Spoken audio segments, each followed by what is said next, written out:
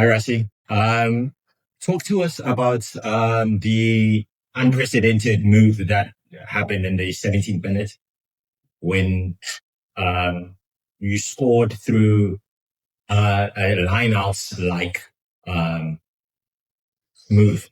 Oh, you mean in general play? Yes. No, that's just, we've done, many teams do different tactical moves too. We did the more in general play where it's just not a guy on the ground, a guy that we lift. We actually saw it from a B side on the 14 school team doing it. Can't remember where, which school. Risk school, where it was. We actually saw them doing that, and actually you just get all the benefits from what you get on the line out. You actually get if you support a guy in general play. So it worked for us twice. So obviously now people will be alert for that, and I think it's fun. It's done now for a couple of games, so we're glad to it. Rassie, Jasper's red card. Just your thoughts on that, and also just how does that affect the boss discipline going forward? Well, I would not know how whoever is going to judge on how bad that was will see it. Obviously, Jasper will have an opinion on that, what happened and why it got to what happened. I'm obviously not now in a position to judge whether it's right or wrong or how bad it was.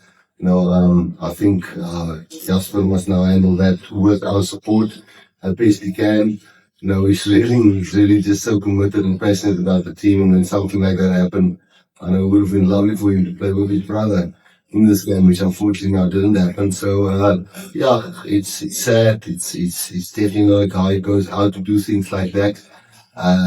So I don't want to say anything here that can make it better or worse, because I'm not 100% sure how they will judge it and what is the best way to take it forward. But we'll give him all the support and all the legal help that we can possibly do.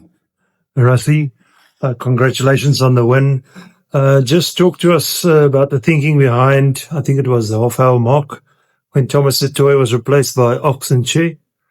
What was the thought process there? We saw Ox have an immediate impact at scrum time. Yeah, well, the moment Thomas is the guy that can play both sides, but lose it and tight it. Sometimes we believe Thomas is better tight it than loose it, but then sometimes he proves us totally wrong and he does better on the loose it side. So we used him on the loose it side, but when we were down to 14 men, when we got a permanent red card, we needed, in our opinion, somebody that's a full-blown loose head that can handle the pressure of 8 guys scrumming versus 7. And we just felt Ox is better equipped for that, where Thomas is a bit of a swinger on both sides. Maybe if we move Thomas to tight deck, where I think he's more comfortable, has played a little bit more since I know Thomas. So it was just purely 7 men against 8 men. So one of the props are going to suffer a little bit more. And we said it was Lucid, and Ox is just the more experienced, only Lucid specialist. So we felt we needed him. This way.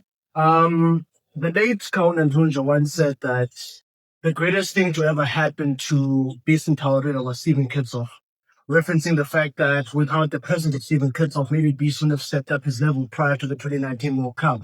Now, matches like this help you to see younger, less experienced players put their hands up to say, pick me over the experienced guy. Obviously, you're not going to reveal any names, but have there been those younger guys who put up their hands to you and the rest of the coaching staff to say that you should pick me over the more experienced guy, to put that pressure on the more experienced players to step up their level? No, we don't really see it as that. We see it as a group of 45 that help each other at training sessions, that makes it tough for one another at training sessions. And sometimes some of the training sessions are just tougher than the match itself. I think probably last week we pushed the guys, not this week, last week pushed the guys really hard. And I think of a couple of them were really flat in the game. It was played at altitude after, they came from Namibia and stayed at altitude, and we came from Cape Town. So there's not excuses there. But we see what guys does in training sessions to each other and scrum sessions and morning sessions. So just like last week, we didn't get all carried away with, let's go 42 points and letting 2 Eden tries. This week we scored 44 points and don't concede any tries. So, overall, I think we've now scored 42, 44, 86, and 50, So we've got 110 points versus. So I think if you look overall, I think our points different are not too bad currently. We've got Georgia next week. So this performance mustn't be looked at in isolation. We also look at the training sessions and the load that the guys done. But there's certainly some young guys that said, listen, let's be without a doubt. Rassie, how did the red card sort of influence the experiment you already had in mind with André? Because obviously he then had to struggle. I think it saved us. I think it saved us in a big way because, not just using him, not just taking a back off and putting a loose forward on. We'd actually now could take André in on our ball, we can put him at flank, and their ball, we could put him on center. So it really worked out well for us, and especially because it was Jasper, what's his name, could go to 8. Johan could go to 8, and Maak could go to 8, and André could fulfill the 6 role, and knows how we move, he knows how our lineouts work. So all in all, I must be honest, when we planned that in the beginning, I didn't think it would help us with a yellow card, but it worked out nicely for us today. So on this one to you, are you massive defensive effort by the team to keep the Italians out? From Justice spoke about frustration on that match last weekend, but for you leading the team, that defensive effort, what were your impressions of the team? And just first from a personal point of view, again, leading the team? I think as always, it's a massive privilege to be able to lead the team. It makes your job so much easier to have players like Buddy and Peter Steph around you. But in terms of the defensive effort, I'm really pleased to see the character the team showed. We knew that we needed to galvanize and pull together, and it wasn't going to be easy against an Italian outfit that's quality. So I think that's really one positive that we can take out of this game, the fact that we could keep them out there. Willie, that's probably the tensest I've seen you in build up to the test, and probably most emotional once you got onto the field. Just talk us through, obviously, your 100 cap, what it means to you, how it went. I think I said earlier as well in the week, my dream was to play since I was 6 years old. I wanted to play for the Springboks and I wanted to play rugby.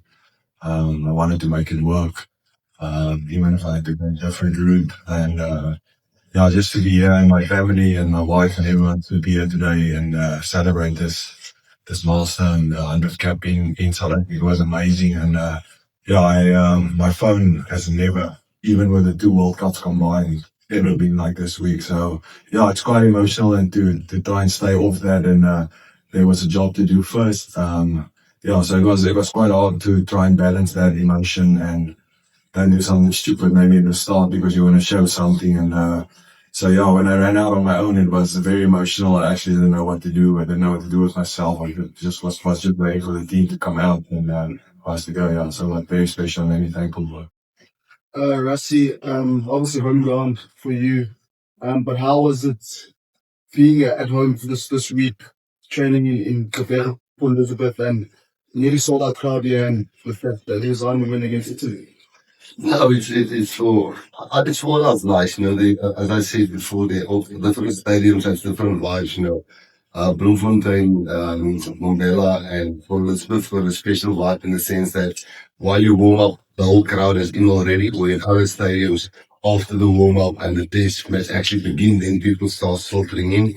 So you experience it from your warm up, you feel the support already. Not that I'm saying the other stadiums are not great, they've got different atmospheres that also really, carry us through the game. But this was a loud crowd. Even when we played a bit bad there, a few minutes and spells, they were lifting us, and we all enjoyed it. And for us, that comes from here. It was extra special. You could see Stokke was a bit emotional, not being myself. It's a place where we would love rugby to do well, because rugby did really well for us. We taught and learned our rugby here. And I mean, this crowd, I know they missed the Springboks and they missed international rugby. And they showed if they supported her, you know. There was never a boo or wow or every single guy they cheered. Even Willie, you know, who's not really from here, they just loved it and supported him right through. And even the guys who just had their debuts here. So it's fantastic. It's a bit by luck.